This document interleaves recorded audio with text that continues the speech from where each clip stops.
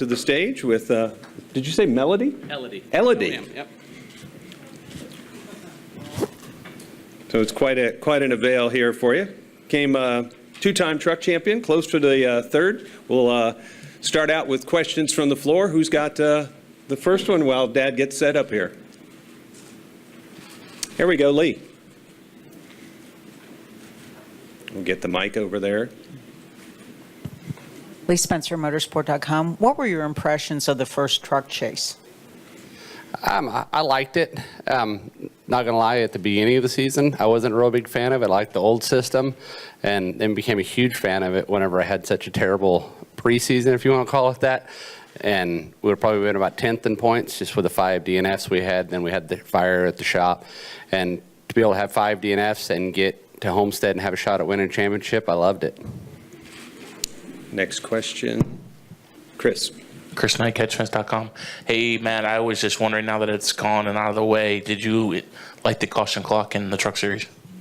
No, I despised it, to be totally honest. I'm very, very happy that it's gone, and I do like the new format and the 3 different segments that we're going to have. I think it'll bring great racing into it, but was not a big fan of that. Next question, Lewis. Louis Frank of Reuters. Hi, Elodie. Hi. Do you know Ellie and other kids get into the NASCAR Cup races at Charlotte for $10? I had heard that once before. And free for Xfinity and truck. Oh. Back to racing. You touched on this, that you like the new system. Truck racing is pretty intense as it goes anyway.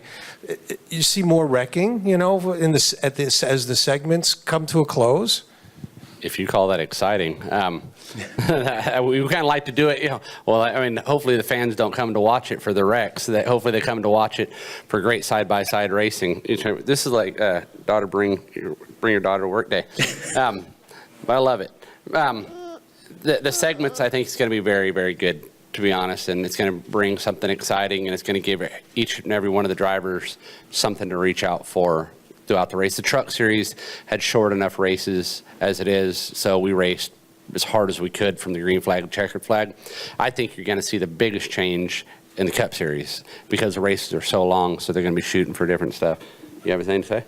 No? Okay.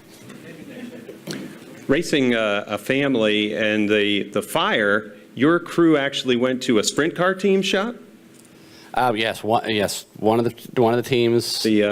I can't remember the Ohio racer's name. One of the better ones up there. I remember it because he gave us a shop to work in. Yeah. We were in a parking lot, empty Kroger parking lot. We worked in that for about a week and a half, and then Pegasus Race Trailers, they moved a ton of their shop out, and we ended up moving and working a ton. Had our fab shop and all that in there.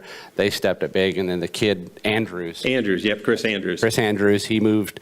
He had just bought a shop that he was wanting to move into, but he just stepped up and said, guys, this is your shop until your new shop's built. And it was amazing, the people that stepped up to ask if we had any room or needed anywhere to put anything, and it was very, very cool to see the whole city of Sandusky.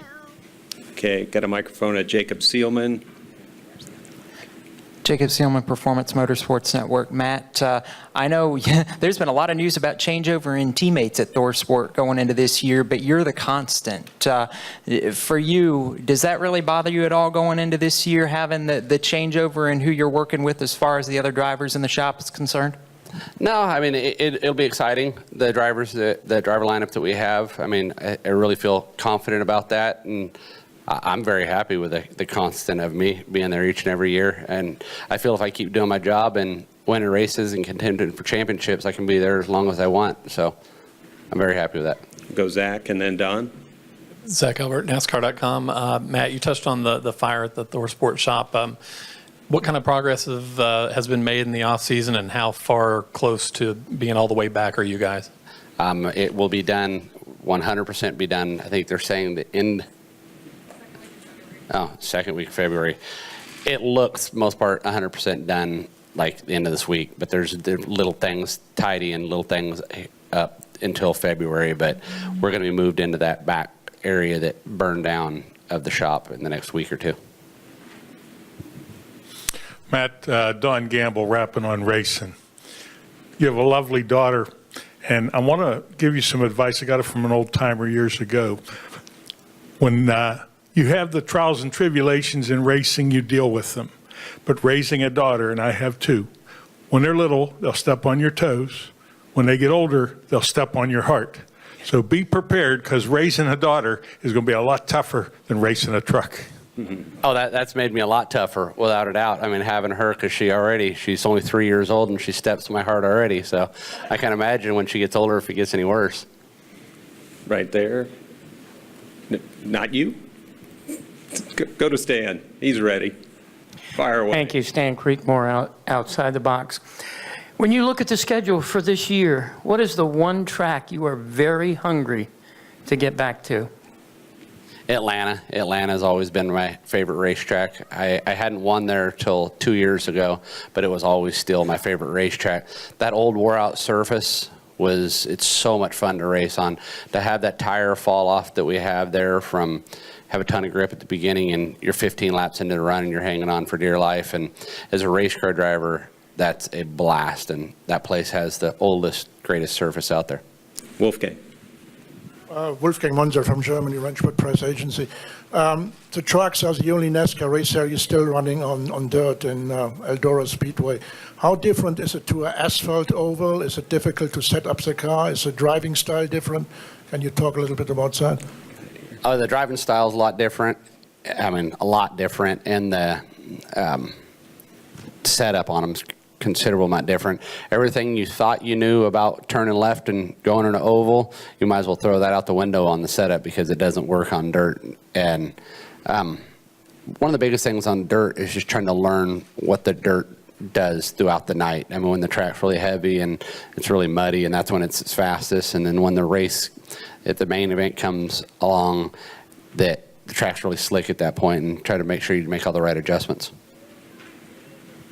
Next question. Jacob.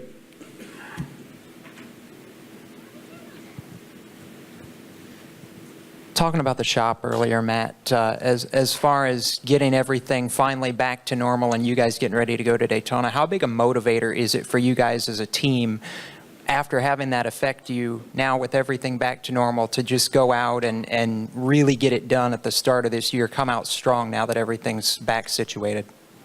Oh, it's going to be a huge motivator. I mean, if you look at our season last year up till the beginning of June, I mean, we were on a tear. I mean, we were very, very fast. We won pretty much all of our races the first third of the season until the shop burned down. And then the shop burned down, and I knew it was going to hurt us, but I had no idea it was going to hurt us as bad as it did. And then they got us back in the shop about 3 months after it burned down, and we just used a smaller portion of the shop. But to just look back at all the tools that we lost and setup plates and all the areas that those guys have to work with being in the shop, that's the stuff that you can't replace being on just a concrete floor and trying to make all your setup stuff there. About time for one more, if we have one. Hey, you're ahead of schedule, and looks like we got a minute ahead Thank for you. you. Thank you. you. Matt.